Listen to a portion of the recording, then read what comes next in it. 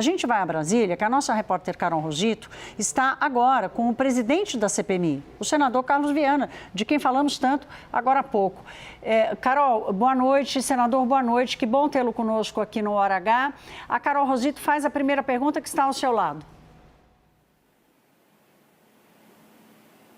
Oi, Thaís, boa noite para vocês, boa noite, senador, obrigada aqui pela entrevista. Olha, a gente vai começar então perguntando a partir de agora em relação aos próximos passos, porque como você lembrou, de fato, senador, a CPMI estava aí com horas contadas, né, com previsão de terminar no próximo dia 28. O senhor, inclusive, já estava desenhando cronograma com expectativa de votação do relatório do deputado Alfredo Gaspar. Então, eu lhe pergunto, com essa notícia, com essa decisão, atendendo a um pedido, inclusive, do senhor de estender, prorrogar por mais tempo os trabalhos dentro da CPMI, qual vai ser o objetivo da cúpula, do colegiado? Qual vai ser esse novo cronograma que o senhor pretende desenhar a partir de agora? Bem, boa noite, Carol. Boa noite a todos. Foi uma vitória do Brasil. É uma vitória dos aposentados que foram roubados por essas quadrilhas, é uma vitória de quem quer que a Constituição seja cumprida, uma vitória dos brasileiros que querem investigações que comecem e cheguem até o final sem blindar ninguém. Essa não é uma decisão política do ministro André Mendonça, como foram outras decisões de ministro do Supremo. Foi uma decisão constitucional, porque nós tínhamos os requerimentos, o requerimento com as assinaturas, nós tínhamos toda a formalidade do regimento cumprida e a mesa do Senado se recusou a receber o requerimento para ele não ser lido lá. Isso é inconstitucional e é para isso que serve o STF, gente.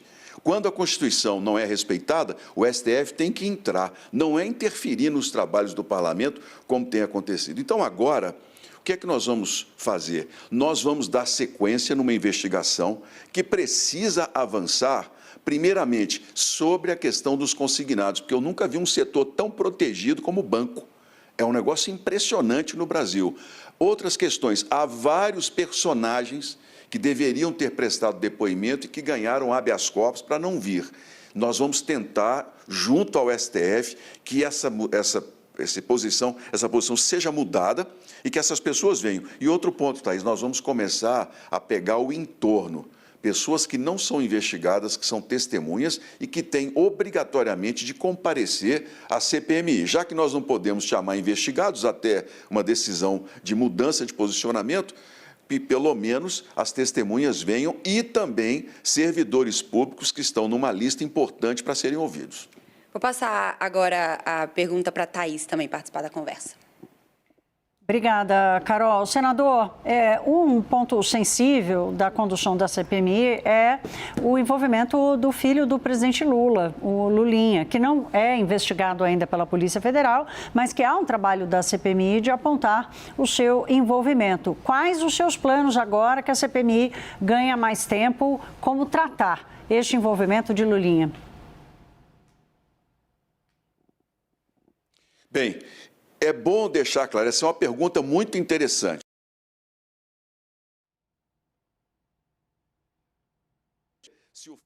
Ai, voltou. Pronto. O senador estava começando a responder, acho que temos de volta o sinal? Temos. Então, pronto, senador. Sim, a gente está ouvindo. Então, vamos lá. Eu dei entrevistas dizendo que eu não poderia dizer se o filho do presidente é culpado ou não, e essa minha fala foi usada, inclusive, por toda uma linha, dizendo que nós não tínhamos interesse, e realmente eu não posso. Por quê? Porque o governo blindou todos os requerimentos. Agora, nós vamos dar sequência na investigação e vamos continuar buscando o entorno de toda essa história. Porque se nós não conseguimos trazer aqui Roberta Luxger, que é a grande lobista de toda essa história, quem tem mais para dar informações. Mas existem outras pessoas que trabalharam no escritório, que são testemunhas. Nós podemos trazer essas pessoas aqui para esclarecer exatamente essa relação toda. Tem ou não tem culpa? Não é porque eu vou dizer que é inocente, mas é porque se você blinda, como a base do governo blindou os requerimentos, eu não posso fazer uma afirmação, eu seria irresponsável. Mas nós vamos continuar insistindo nessa relação do Careca, que é o senhor Antônio Carlos Camilo, com grupos que estavam ali usando o dinheiro do INSS confirmados.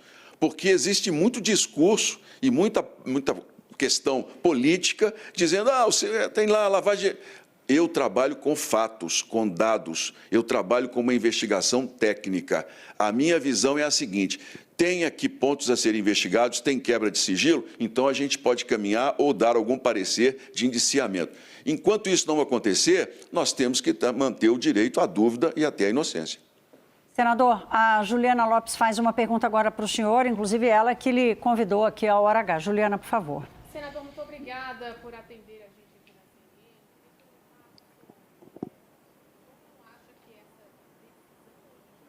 Não estou escutando.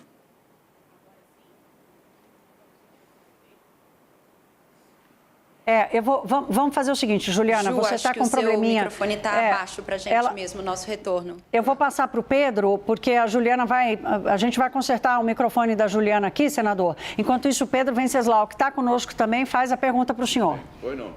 Senador, boa noite. Senador, a oposição... Assim mesmo, gente. Boa noite. Está me ouvindo bem? Bom, a oposição sempre criticou o governo quando eles recorreram ao STF contra decisões do Congresso Nacional, dizendo que isso era uma invasão de prerrogativa. Nesse caso, não houve uma inversão de papel, não é uma invasão de prerrogativa do STF contra o Congresso tomar essa decisão? Ô, Pedro, ótima pergunta. O STF existe para que, quando a Constituição não seja respeitada, o Judiciário tem de agir. É para isso que existe o STF. Quando a lei não é clara, o STF tem que devolver ao parlamento um questionamento sobre a lei, porque quem faz lei somos nós, que fomos eleitos pela população. Nesse caso específico da CPMI, porque nós dependemos de uma aprovação tácita do presidente do Congresso, porque a própria minoria tem direito de investigação, isso já foi dado em outras, CPI do Covid.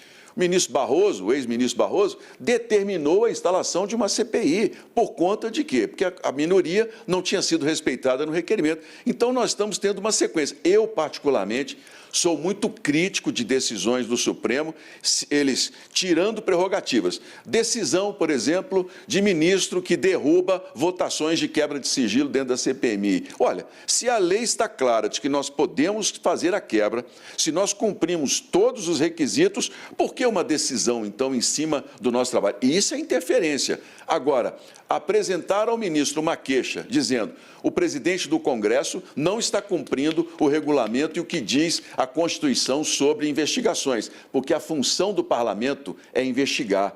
A minha função como presidente é dar respostas ao Brasil. Então, eu recorri ao Supremo Tribunal Federal e digo o seguinte, nós precisamos rediscutir os poderes, Pedro, esse equilíbrio entre as prerrogativas de cada um deles. Mas, na CPMI, o ministro André Mendonça cumpriu o que diz a Constituição. E volto a dizer, é uma vitória do povo brasileiro, dos aposentados que exigem respeito nesse escândalo absurdo do roubo das aposentadorias no Brasil. Agora sim, senador, agora sim, Juliana vai fazer a pergunta dela. Senador, o senhor acha que o presidente do Senado, Davi Alcolumbre, acaba sendo exposto por essa decisão do ministro André Mendonça, sendo colocado nesse lugar de omissão? E mais, o senhor pretende aprofundar os trabalhos no caso Master daqui para frente?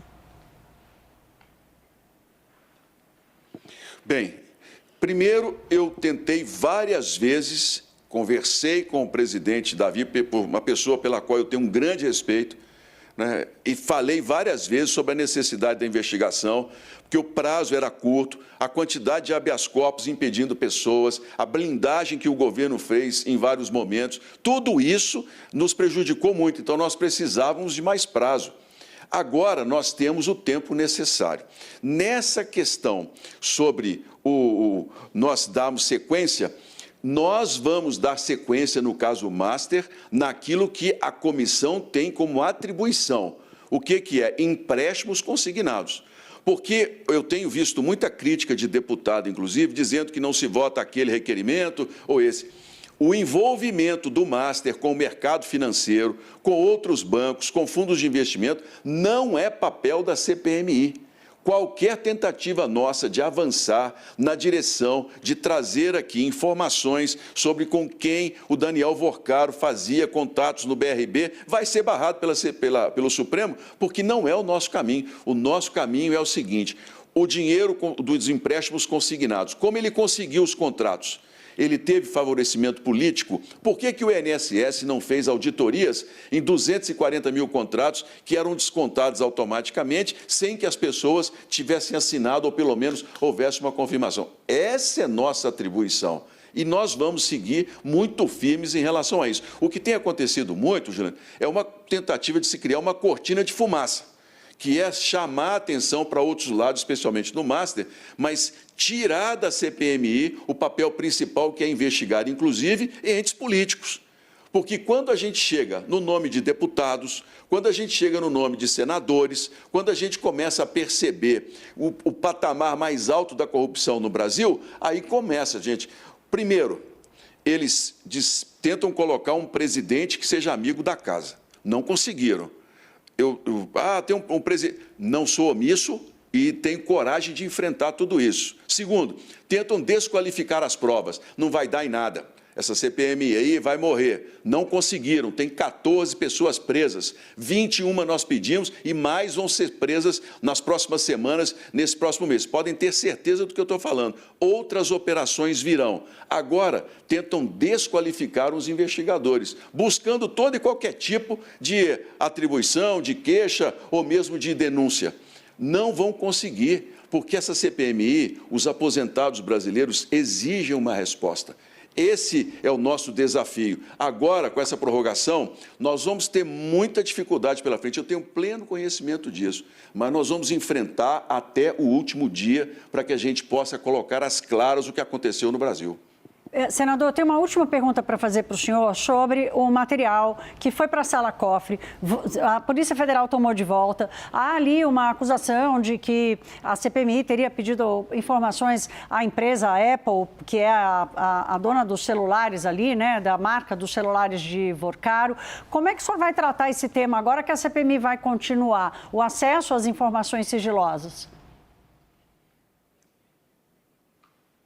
Bem, primeiro, eu já fiz uma correspondência ao ministro André Mendonça, colocando claramente qual foi a minha decisão, por que eu coloquei na sala cofre, e isso não permitiu nenhum tipo de vazamento.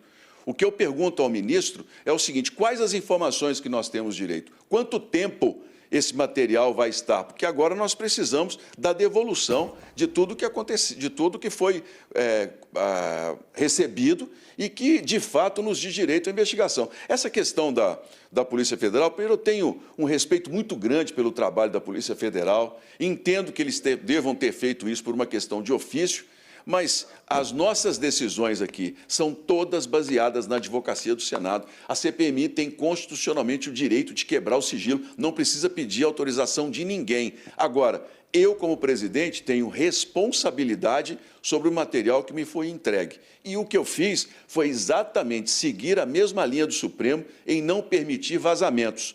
Quando surgiu a possibilidade de que esse material poderia ser usado de maneira irregular, como foi o anterior, em vazar conversas privadas, informações que não dizem respeito a nada da investigação, imediatamente o ministro determinou, eu concordei, e agora vamos receber o que é de fato de interesse da comissão. Esse é um assunto que eu acredito nós estamos caminhando muito bem em paralelo, porque todos nós queremos uma solução, nós queremos uma investigação bem feita e que traga ao Brasil as respostas necessárias. Claro, agora sim, a gente, para encerrar, senador, a Juliana Lopes, que fez o convite ao senhor, vai fazer a última pergunta. Senador, a gente está falando muito de INSS, claro, é o objeto da CPMI, mas o senhor fez um pedido e talvez tenha uma prova que seja muito importante para as investigações do caso Master, que é aquela mensagem enviada por Vorcaro, segundo o senhor, para um celular funcional do Supremo Tribunal Federal, segundo o senhor, e uma análise técnica sendo feita pela comissão. Quando o senhor recebeu uma resposta do STF, o que vai ser feito com isso? Fica no escopo da CPMI, vai ser enviado por um outro caminho? O que acontece a partir daí? Bem, primeiro, nós não fizemos uma solicitação sobre apenas um número. Há uma série de solicitações sobre vários outros contatos que a gente quer trazer para o relatório.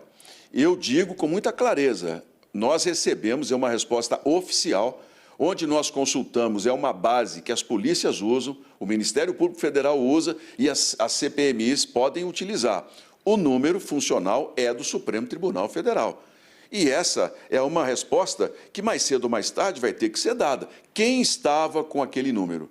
Porque muitos jornalistas, inclusive, tinham acesso por aquele número que está ali do Supremo Tribunal Federal. Agora, eu, como presidente, preciso ter relatórios, preciso ter informações seguras. Não posso dizer se é de um, se é de outro, se estava com quem quer que seja, mas que o número funcional é do Supremo, isso eu não tenho mais dúvida nenhuma, está ali oficialmente. E vai ser juntado ao relatório para que futuramente a gente possa entender se Daniel Vorcaro, no caso do INSS, dos contratos do Master, recebeu algum tipo de ajuda política ou mesmo de entes do judiciário que permitiram a ele manter o grande esquema que ele deu do rombo no Brasil. Essa é a pergunta que nós fazemos, porque até o momento nós estamos trabalhando em hipóteses. E essas hipóteses, ou seja, linhas de investigação, precisam ser fundamentadas. Lá na frente é que nós vamos ter um resultado final para que a gente possa apresentar isso no relatório e pedir os indiciamentos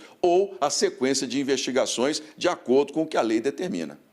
Senador, quero aqui, em nome da equipe... Encerrar, Thaís, só para a gente concluir aqui, então, a decisão do ministro André Mendonça fala em 120 dias. Sim. O senhor acha que vai precisar desses 120 dias? O senhor e o relator concluem o trabalho antes? E qual é o principal nome, nesse momento, que os senhores vão insistir em trazer na CPMI? Carol, eu programei para mais 60 dias. Eu entendo que nós não necessitamos hoje de 120 dias, não, porque tudo tem que ter começo, meio e fim. Se nós terminássemos a CPMI na próxima quinta-feira com o relatório aprovado ou não, ficaria uma lacuna muito grande, inclusive, nas sugestões da legislação. Nós precisamos pôr freio nessa questão dos contratos consignados. A gente precisa proteger o aposentado. É a ideia da legislação. Então, 60 dias, a meu ver, é o tempo necessário para que a gente termine bem feito um trabalho, um relatório que seja especialmente conjunto, governo e oposição, para a gente dar um resultado efetivo ao país. Agora sim, senador, me despeço em nome dos meus colegas aqui que participaram da entrevista, lhe agradecendo. Nós já contaríamos com a sua participação. Agora, então, com a decisão de André Mendonça, ela foi fundamental. Muito bom os seus esclarecimentos. Obrigada mais uma vez. Uma boa noite para o senhor. Até uma próxima. Muito obrigado. Uma boa noite.